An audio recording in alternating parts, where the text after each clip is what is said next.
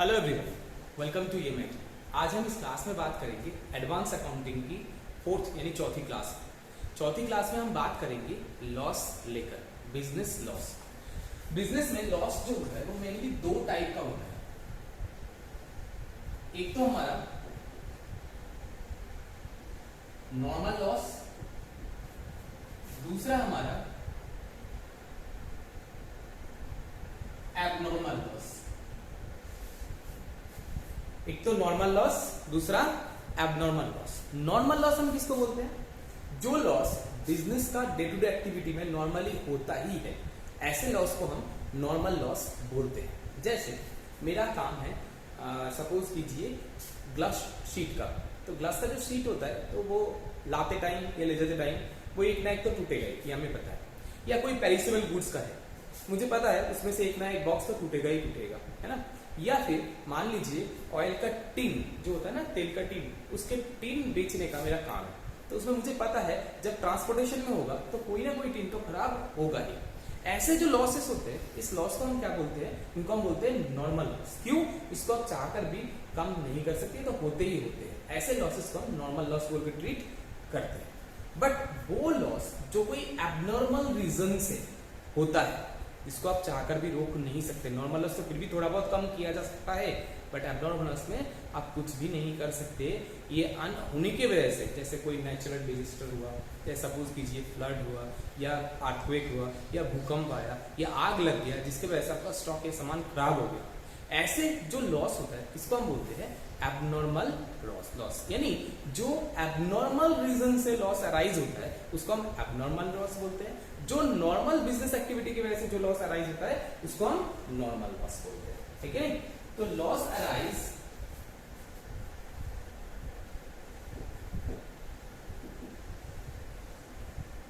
Due to any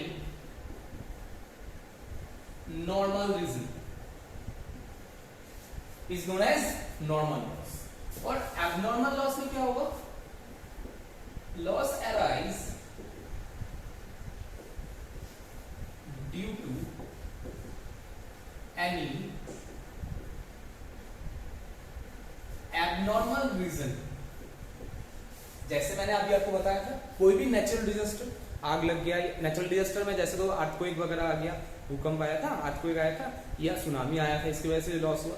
या फिर मान लीजिए आग लग गया था मेरा स्टॉक में, इसकी वजह से जो लॉस होता है उसको हम क्या बोलते हैं? Abnormal loss. अब बात ये आता है कि नॉर्मल लॉस और एबनॉर्मल लॉस को बिजनेस में दिखाया कैसे जाता है, हम उसको लेके बात करने जा रहे हैं। सबसे पहले हम बात करेंगे नॉर्मल लॉस लेकर, आफ्टर दैट हम बात करेंगे एबनॉर्मल लॉस लेकर। ओके, तो चलते हैं नॉर्मल लॉस लेकर। सपोज कीजिए कि 10 पीस ग्लास शीट परचेज हुआ था एट द रेट ऑफ 1000 करके। तो टोटल कितना हो गया आपका? 10,000 रुपए। ठीक है नहीं? एक पीस का 1,000, 10 पीस का कितना हुआ? 10,000। जब ट्रांसपोर्टेशन से आया, पता लगा कि एक पीस टूट गया, एक पीस क्या हो गया? खराब हो गया, ब्रोकन। ठीक है? तो मेरे को मिला कितना? 9 पीस। तो जो एक पीस का लॉस मेरे को हुआ 1,000 रुपए का, ये 1,000 रुपए कौन बियर करेगा? मैं, क्योंकि नॉर्मल लॉस। आप बोलोगे खर्चा है आपका, खुद को ही बियर करना पड़ेगा। बिल्कुल बियर तो करेंगे, बट इसका कोई एंट्री हम लोग नहीं करेंगे। तो सर एंट्री नहीं करेंगे तो लॉस कैसे बियर होगा? मैं आपको बताता हूं। देखिए, पहले आप 10 पीस का कॉस्टिंग दिखा रहे थे, 10,000। इसका पर पीस का कॉस्टिंग कितना था? 1,000 रुपीज का, है ना। अब आप दिखाएंगे कि 9 पीस का आपका जो कॉस्टिंग हुआ है वो हुआ है 10,000। तो मतलब क्या हुआ? बिल्कुल सही, मतलब यही हुआ कि आपका पर पीस कॉस्टिंग जो पहले 1,000 रुपीज था, अब वो बढ़ के 1,111 रुपए करके पर पीस। यानी ये जो एक पीस का लॉस हुआ है, ये लॉस बियर कौन कर रहा है? ये जो एग्जिस्टिंग रिमेनिंग यूनिट है, इतना 9 पीस, ये 9 पीस उस लॉस को बियर कर रहा है। तो हमेशा ध्यान रखिए, नॉर्मल लॉस का अलग से हम कोई एंट्री नहीं करते हैं, नॉर्मल लॉस में जो भी लॉस अराइज होता है वो एग्जिस्टिंग यूनिट बियर करता है, जिसके वजह से एग्जिस्टिंग यूनिट का कॉस्ट बढ़ जाता है और कुछ भी नहीं। तो आपको नॉर्मल लॉस का कोई एंट्री नहीं करना है। तो हम लिख दिए नॉर्मल लॉस के लिए नो एंट्री रिक्वायर्ड। ओके, तो नॉर्मल लॉस के लिए हम कोई एंट्री नहीं करेंगे। नॉर्मल लॉस में जो भी लॉस अराइज होगा वो एग्जिस्टिंग यूनिट जो होगा वही उसको बियर करेगा। यही नॉर्मल लॉस का कहानी है। इससे की जगह पर अगर हम बात करते हैं एबनॉर्मल लॉस लेकर तो क्या होगा। अच्छा, नॉर्मल लॉस आपको समझ में आ गया, जो बिजनेस के कारण, बिजनेस एक्टिविटी के कारण जो लॉस नॉर्मली होता ही होता है, ऐसे लॉस को हम क्या बोलते हैं, नॉर्मल लॉस। उनको हम कम तो कर सकते हैं बट बिल्कुल ही खत्म नहीं कर सकते, ठीक है नहीं। ऐसे लॉसेस को हम नॉर्मल लॉस बोल के चलते हैं। और ये नॉर्मल लॉस बियर करते हैं कौन, एग्जिस्टिंग यूनिट बियर करते हैं। कैसे, अपना कॉस्ट जो था वो बढ़ा दिया है, बढ़ा के वो यूनिट उस खर्चे को बियर कर लेता है। इस तरीके से हम नॉर्मल लॉस को दिखाते हैं। अब हम बात करते हैं एबनॉर्मल लॉस लेकर, इसको इरेज करते हैं।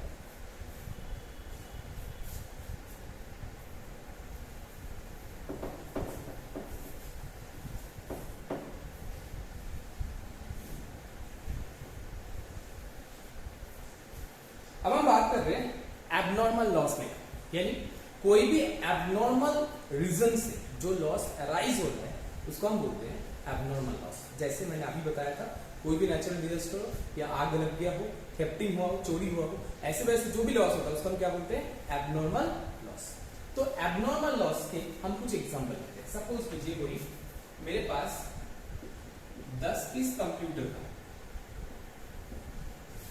कितने रुपए करके, मान लीजिए 5000 के हिसाब से। तो टोटल मेरा स्टॉक में कितना सामान था, 50,000 का स्टॉक था। ये स्टॉक पूरा पूरी आग लगने के वजह से डिस्ट्रॉय हो गया, खराब हो गया, जल गया। अब आप क्या करेंगे, तो आपका नॉर्मल लॉस हो गया। अब इस लॉस के अगेंस्ट में क्या करेंगे, ध्यान रखिए, नॉर्मल लॉस में तो एग्जिस्टिंग यूनिट बियर करता है, बट एबनॉर्मल लॉस के केस में पूरा पूरा खर्चा मालिक के द्वारा बियर होता है, अगर उसका कोई इंश्योरेंस नहीं है तो, है ना। बट उसके लिए आपको एंट्री करना पड़ेगा। नॉर्मल लॉस में तो आपने कोई एंट्री नहीं किए थे, जो एग्जिस्टिंग यूनिट है बस उस खर्चे को उसमें डिवाइड कर दिए तो आपका एडजस्ट हो गया। बट एबनॉर्मल लॉस के केस में आपको एंट्री पास करके ये एडजस्टमेंट करना पड़ेगा। कैसे करेंगे एंट्रीज एबनॉर्मल लॉस में, वो मैं आपको बताने जा रहा हूं। अब हम मानते हैं एबनॉर्मल लॉस का एंट्रीज देखें। जब भी एबनॉर्मल लॉस अराइज होगा तो हम एंट्री करेंगे, क्या करेंगे,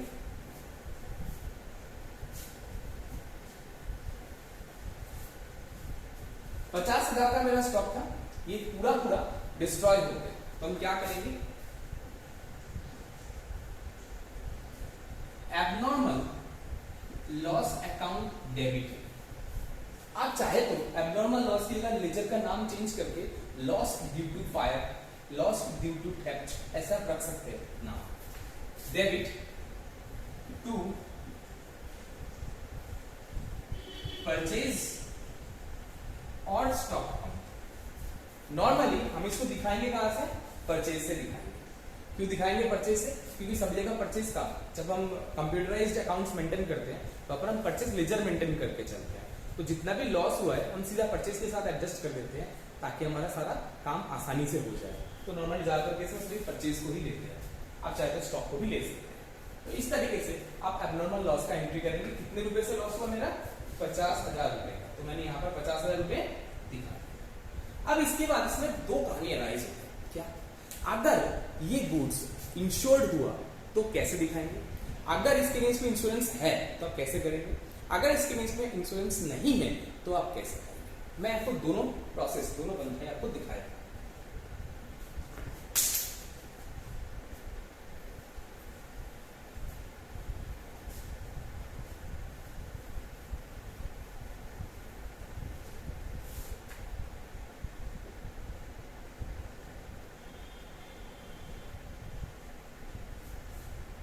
If insured, if not insured, अगर गुड्स के अगेंस्ट में इंश्योरेंस है तो क्या होगा, इधर बात करेंगे। अगर इंश्योरेंस नहीं हुआ तो उस केस में क्या एंट्री होगा वो हम यहाँ पर बात करेंगे। तो सबसे पहले बात कर लेते हैं, अगर इंश्योरेंस हुआ तो सपोज कीजिए ये जो 50,000 है ये 100% मैंने इंश्योर्ड करवा रखा था। इंश्योर्ड करवाने के बाद इंश्योरेंस कंपनी मुझे इस खर्चे का 80% क्लेम सेटलमेंट करने का गारंटी दिया, यानी क्लेम जो सेटल होने वाला है वो कितने का है, 80%। 50,000 का 80% यानी 40,000 रुपए क्लेम देने के लिए राजी हुआ कौन, इंश्योरेंस कंपनी।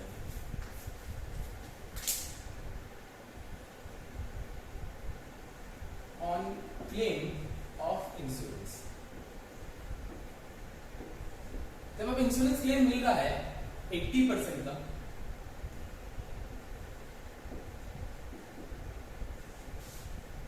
तो 80% तो आपको रिकवर हो जाएगा, बाकी जो 20% रह जाएगा वो आपका लॉस होगा। तो उसके लिए आप क्या एंट्री करेंगे,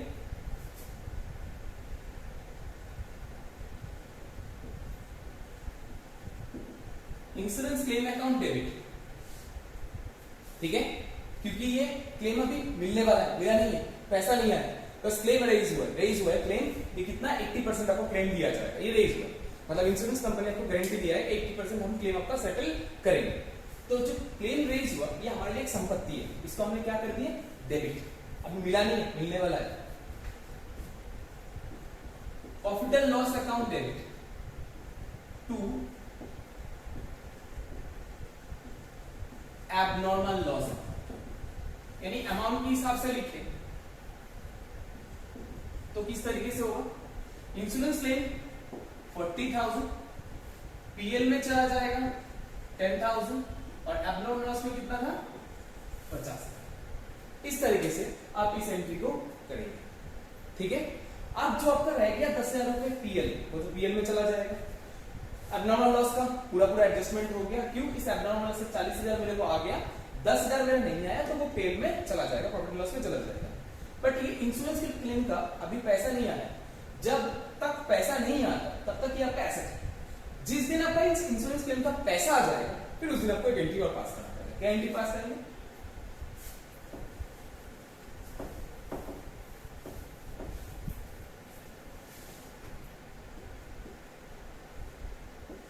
on receiving of insurance claim, अगर इंश्योरेंस क्लेम का पैसा मुझे मिल रहा है तो उस टाइम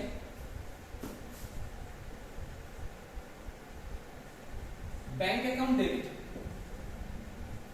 टू, यहां पर डेबिट हुआ था है कि नहीं, संपत्ति था, अब इस संपत्ति को हटा के इसको क्रेडिट करेंगे ताकि ये संपत्ति हट जाए और पैसा बैंक में आ जाए। तो यहां पर टू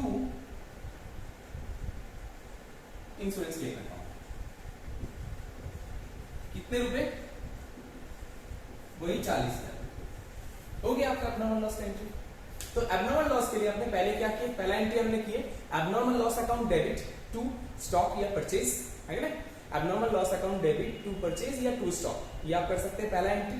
दूसरा एंट्री जब आपको क्लेम मिलेगा तो उस टाइम क्या हो जाएगा, इंश्योरेंस क्लेम अकाउंट डेबिट, जितना नहीं मिला उसके लिए पीएल अकाउंट डेबिट, अगर 100% मिल जाएगा तो 50,000 पूरा उसके उसमें पीएल कुछ नहीं आएगा, है ना। अगर 80% मिलेगा 50% क्लेम होता है तो 50% ऊपर 50% प्रॉफिट एंड लॉस, तो profit and loss account debit बाकी रिमेनिंग से, और टू एबनॉर्मल लॉस पूरे अमाउंट से क्रेडिट हो जाएगा। जब ये क्लेम का पैसा हमें मिलेगा इस टाइम हम एंट्री क्या करेंगे, bank account debit to insurance claim account, जब इसका पैसा हमें मिल जाएगा तब हम ये एंट्री करेंगे। ये तो हो गया तब जब हमारा गुड्स जो है वो इंश्योर्ड है। तो अगर जो गुड्स जल गया है, खराब हो गया, एबनॉर्मल लॉस हुआ है, अगर उसके अगेंस्ट में कोई इंश्योरेंस नहीं है तो आप क्या करेंगे, अब इंश्योरेंस नहीं है तो उसके लिए क्या एंट्री होगा वो मैं आपको बताता हूं। इसको इरेज करके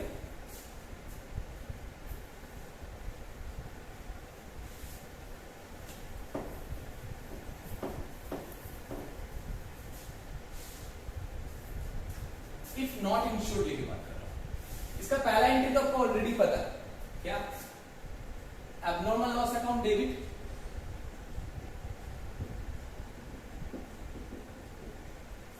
टू परचेज और स्टॉक अकाउंट, कितने रुपए,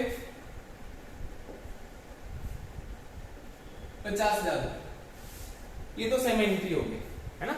इसके बाद जब हमारा इस गुड्स के अगेंस्ट में कोई क्लेम नहीं है तो ध्यान रखना ये पूरा पूरा लॉस आपका प्रॉफिट एंड लॉस में चला जाएगा, लॉस बोल के, क्योंकि आपका कोई इंश्योरेंस क्लेम मिल नहीं रहा है। तो उसके अगेंस्ट में आप क्या एंट्री करेंगे,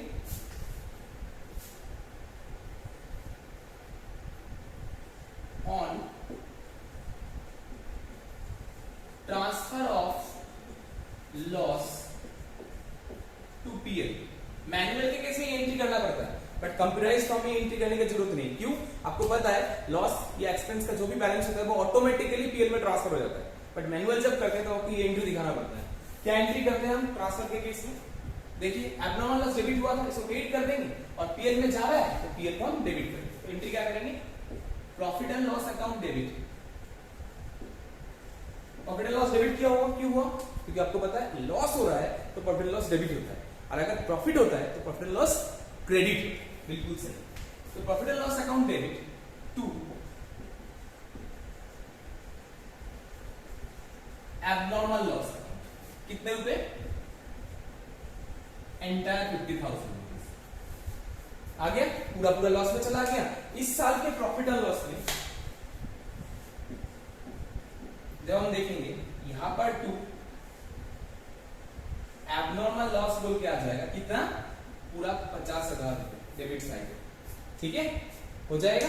तो ये था हमारा लॉस का स्टोरी जो हमने अभी आज देखी।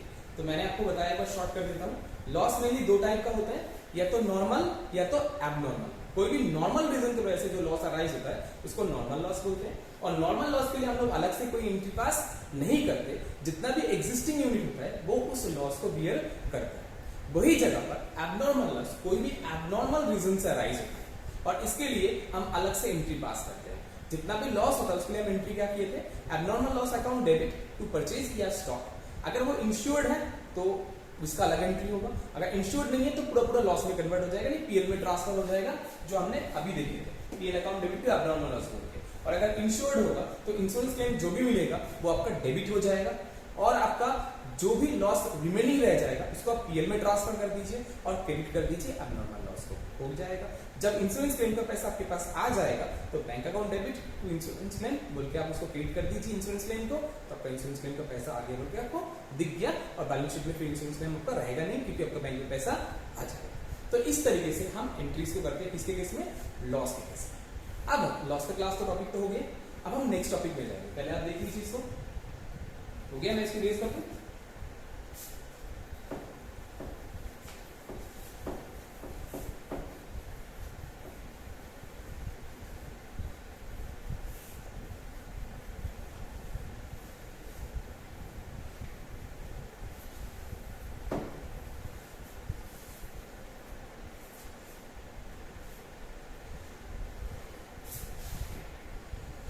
अब हम बात करेंगे बैड डेट यानी डूबत खाते को लेकर, है कि नहीं। तो चले हम बात करते हैं बैड डेट। वैसे आप लोगों को पता होगा, सपोज कीजिए हमने किसी को उधार दिए थे, है ना, और सामने वाले पार्टी पैसा नहीं दे पाया।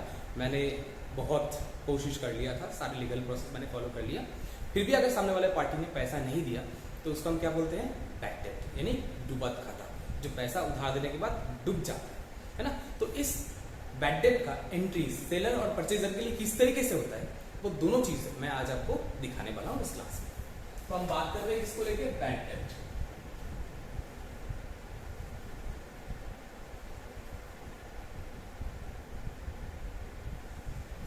बैड डेट है ना। तो जब हम एक तरफ ले लेते हैं सेलर जो गुड्स को सेल कर रहा है, एक तरफ ले लेते हैं परचेजर जो गुड्स को परचेज कर रहा है ना। तो जब हम एक मान लेते हैं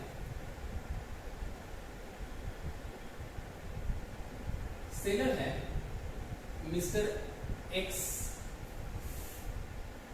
या मिस्टर राम,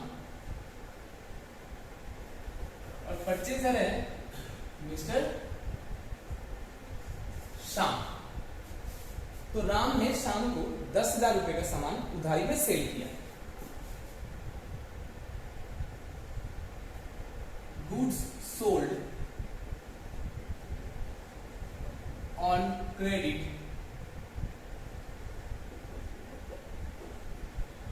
शाम ₹10,000। 10,000 रुपए का सामान उधारी में सेल किया है। कौन ने सेल किया है? राम ने। किसको सेल किया है? शाम। तो जब राम सेल कर रहा है शाम को, एंट्री क्या करेगा राम? पार्टी अकाउंट डेबिट, यानी mister Shyam account debit to sales. कितने रुपए? 10,000। ठीक है। वही जगह पर परचेजर यानी शाम क्या एंट्री करेगा? उधारी में परचेज का एंट्री पास करेगा। उधारी में परचेज का एंट्री पास क्या होता है?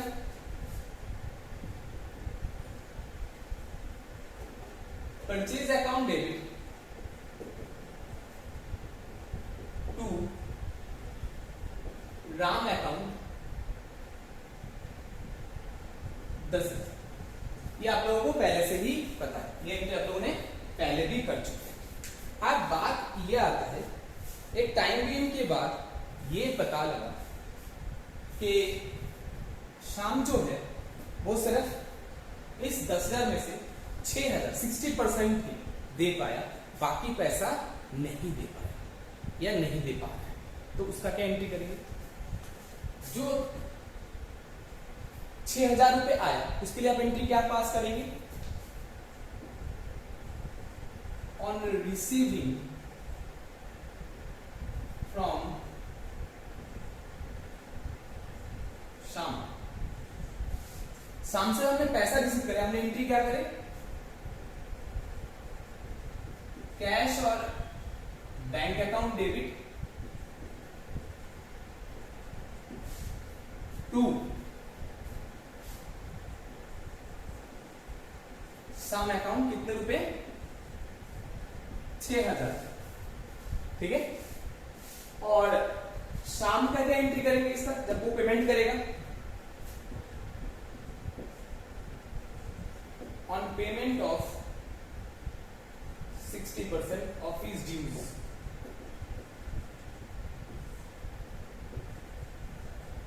क्या एंट्री पास करेंगे? Ram account debit to cash और बैंक अकाउंट। कितने रुपए? 6,000। ये भी हम सबको पता है, ये भी एंट्री हमें देख रहे हैं। बट आप मुझे ये बताइए, जो 40% आप वो नहीं दे सकता उसके लिए आप क्या एंट्री करेंगे? बिल्कुल सही, आपने सही बोले। जो 40% नहीं दे पा रहा वो हम क्या बोलेंगे? उसको बैड डेट बोलेंगे, है कि नहीं? डूबत खाता। तो बैड डेट हमारे लिए क्या होता है? एक तरीके का लॉस। और लॉस और एक्सपेंस हमारे लिए क्या होता है? हमेशा डेबिट होता है। तो उसको भी हम क्या करेंगे? डेबिट करेंगे, है ना? कैसे करेंगे फिर उसका एंट्री हम बता दें। तीसरा, बैड डेट दिखाने के लिए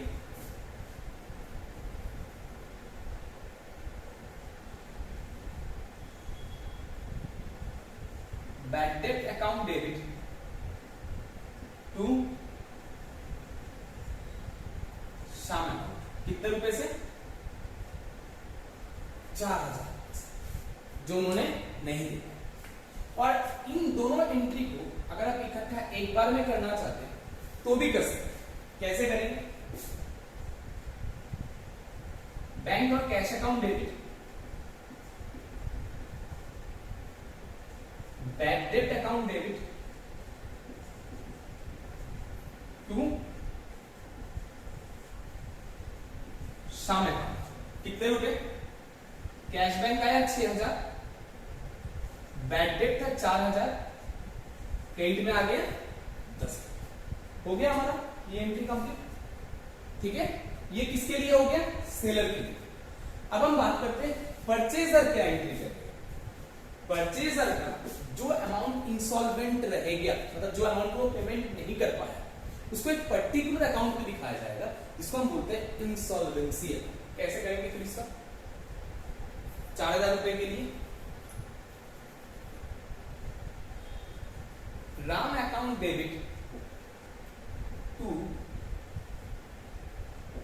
इंसॉल्वेंसी अकाउंट। कितने रुपए? 4,000। हो गया। आप इसी एंट्री को, दोनों एंट्री को अगर आप इकट्ठा करना चाहिए, कोई करना चाहते हो तो वो भी कर सकते हो। कैसे करेंगे? सिंपल सा, दोनों को जोड़ दो, राम अकाउंट डेबिट पूरा हो जाएगा। कितने रुपए? पूरा पूरा अमाउंट से 10,000 रुपए से। 2 कैश बैंक कितना पेमेंट किया? 60% पेमेंट किए थे, यानी 6,000 रुपए। रिमेनिंग जो रह गया उसको क्या बोलेंगे? इंस्टॉलमेंट्स। कितना रुपए? 4,000 रुपए। हो गया आपका एंट्री कंप्लीट। बताइए कोई दिक्कत है इसमें? अब एक बात और है, सपोज कीजिए कुछ दिन बाद शाम को लॉटरी मिलता है या कहीं और से पैसा मिलता है और वो आपके पास आता है कि सर आपका 4,000 रुपए मेरे पास था, ये लीजिए आपका वो 4,000 रुपए। तब आप क्या एंट्री करेंगे? यानी मैं ये बोलना चाह रहा हूं कि जो मेरा 4,000 रुपए, सेलर का जो 4,000 रुपए बैड डेट हो गया है, अगर वो पैसा वापस आता है तो उसको हम क्या बोल के दिखाएंगे? क्या उसको हम पार्टी के नाम से दिखाएंगे कि पार्टी से रिसीव हो रहा है, पार्टी का पैसा रिसीव हो गया? ऐसे नहीं, बिल्कुल नहीं। उसके लिए हम एंट्री क्या करेंगे वो मैं आपको बताने जा रहा हूं।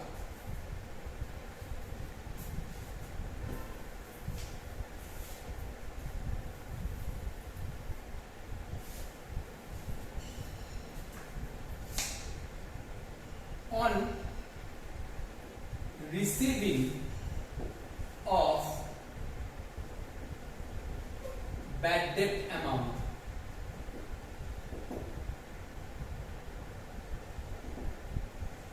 जब बैड डेट अमाउंट हमें रिसीव होगा उसका हम एंट्री क्या करेंगे? उसके लिए हम एंट्री क्या करेंगे?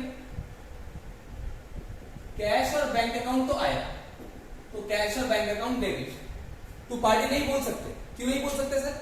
क्योंकि वो पार्टी आपका एडजस्ट हो चुका है। ये देखो ना, पार्टी से उधारी था आपका 10,000 रुपए, डेबिट हुआ 10,000 रुपए से। यहाँ पर आपका 6,000 रुपए क्रेडिट कर दी, यहाँ 4,000 क्रेडिट कर दिया, कुल मिला के पार्टी 10,000 रुपए से क्रेडिट हो चुका है। तो पार्टी का तो कोई कहानी है ही नहीं, तो क्या बैड डेट को हटा दे? ऐसे भी नहीं कर सकते क्योंकि पीएल तो हो चुका है। फिर कैसे करेंगे? पीएल हो चुका है तो वो पैसे को आपको एक पर्टिकुलर अकाउंट में दिखाना पड़ता है, जिसको हम बोलते हैं टू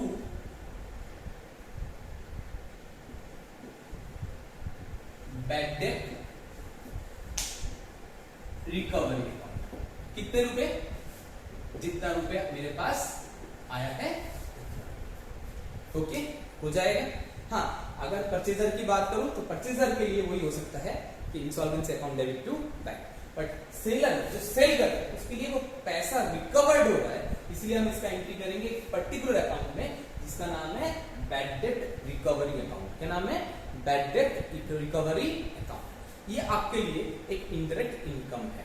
ओके, तो ये आपने इसको प्रॉफिट एंड लॉस में इनडायरेक्ट इनकम की तरफ आप दिखा देंगे कि आपका बैड डेट रिकवर्ड हुआ है पिछले साल, पिछले पीरियड के दौरान कितने? 4,000। समझ गए? तो ये था हमारा बैड डेट के केस में किस तरीके से अकाउंटिंग होगा, वो हमने इस क्लास में देख लिया। तो हमने दोनों चीज देखे, परचेजर की तरफ से भी, सेलर की तरफ से भी। ये हमारा सेलर की तरफ था, सेलर की तरफ का एंट्री, ये हमारा परचेजर की तरफ का एंट्री। मैं आपको बार बार एक बार करके दोबारा बता देता हूँ, जो हमारा बैड डेट हुआ था वो हमारा लॉस होता है, वो आपका डेबिट होता है। बट वही बैड डेट का पैसा जब आपको रिसीव होता है, दोबारा प्राप्त होता है बैड डेट होने के बाद, बैड डेट होने से पहले नहीं बोल रहा हूँ, बैड डेट होने से पहले पैसा आया तो पार्टी के नाम पे ही दिखाएंगे। बट एक बार पार्टी को अपने बैड डेट दिखा दिए तो जो बैड डेट का पैसा आएगा उसको आप एक पर्टिकुलर अकाउंट में दिखाएंगे, जिसको हम बोलते हैं बैड डेट रिकवरी अकाउंट। क्या बोलेंगे? Bad debt recovery account. वही जगह पर अगर मैं बात करूं सेल की, किसके? सेल की तो ये हो गया। अगर परचेजर की बात करूं तो परचेजर को हम एक जगह दिखाते हैं जिसको हम बोलते हैं इंसॉल्वेंसी अकाउंट। क्या बोलते हैं?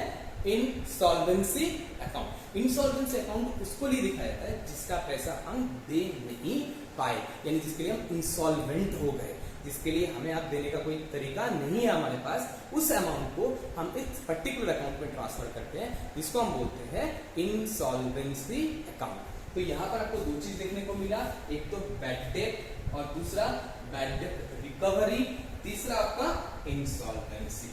ये तीनों चीज आप ध्यान रखिएगा जो आपको इस क्लास में काम आएगा। आप एक बार देख लीजिए। किसी को कोई क्वेरी है तो आप हमें क्वेरी सेक्शन में पूछ सकते हैं या तो सेंटर विजिट कर सकते हैं। थैंक यू, जय हिंद। आज के लिए इतना ही।